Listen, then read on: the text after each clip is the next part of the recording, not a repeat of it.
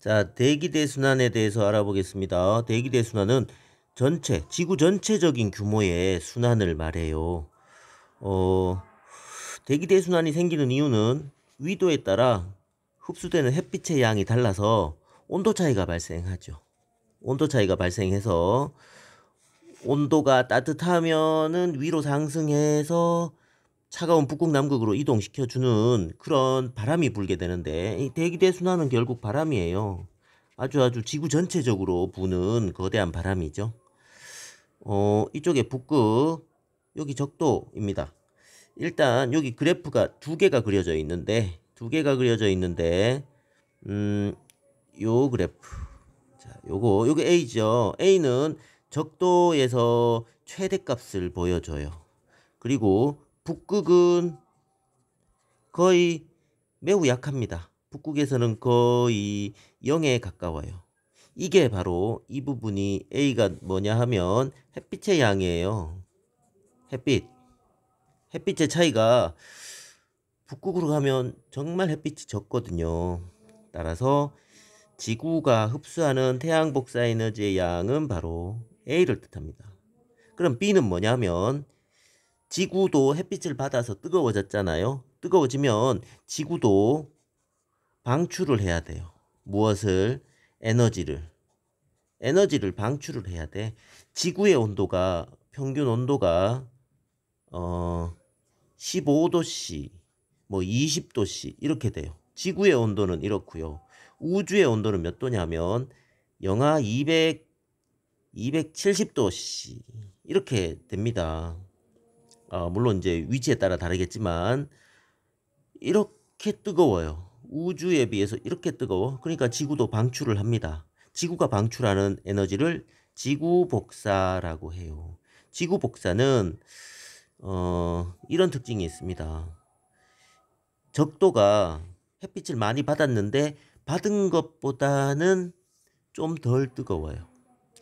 북극이 햇빛을 거의 못 받는데 햇빛을 못 받는 것 치고는 조금 뜨거워요. 그 이유는 대기대순환으로 옮겨주기 때문이지. 바로 이 부분입니다. B 그래프.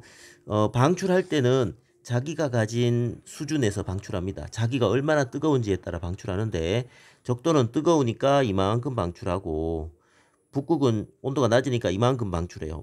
물론 자기가 햇빛 받은 것보다는 많이 방출합니다. 그래서 이런 일이 발생해.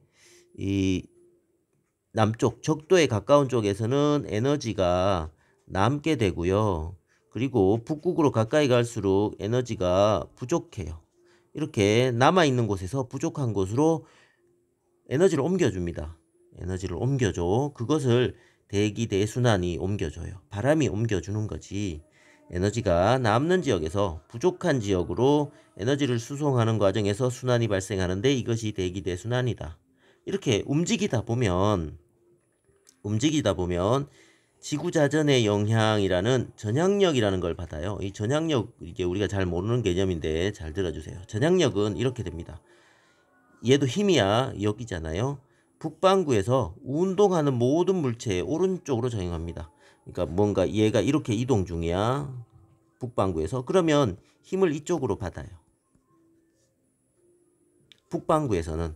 남반구에서는 반대인데 북반구에서는 이동하면 오른쪽으로 힘을 받아요.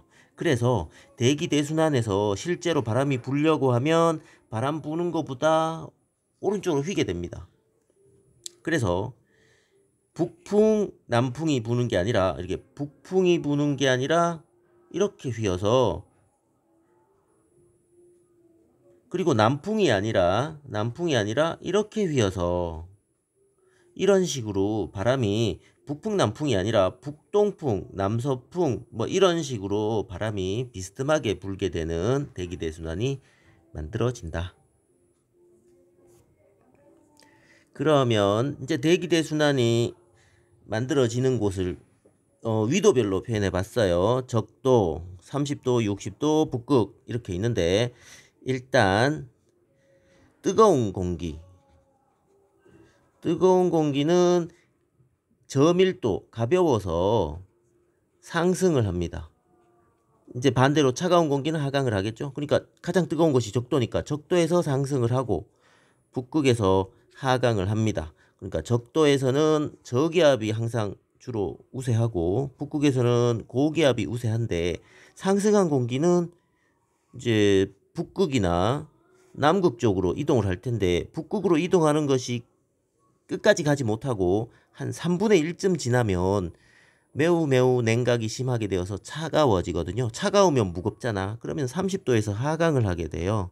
30도에서 하강함으로 30도에서는 고기압이 우세하고 하강한 공기가 다시 흩어져서 순환을 하는데 북극에서 내려온 공기와 30도에서 올라온 공기가 만나면 가벼운 30도에서 올라온 공기가 상승을 하게 되거든요. 60도에는 이렇게 저기압이 만들어져요. 그래서 고기압, 저기압, 고기압, 저기압의 위치가 딱 정해져 있다 이거예요. 이런 식으로 순환이 만들어지는데 이때 요거 적도 쪽에 가까이 있는 애를 헤들리 순환이라 하고 얘는 직접 순환입니다. 그 다음에 A 지역 여기는 이제 극순환이라고 해요. 극순환이고 얘도 직접 순환입니다.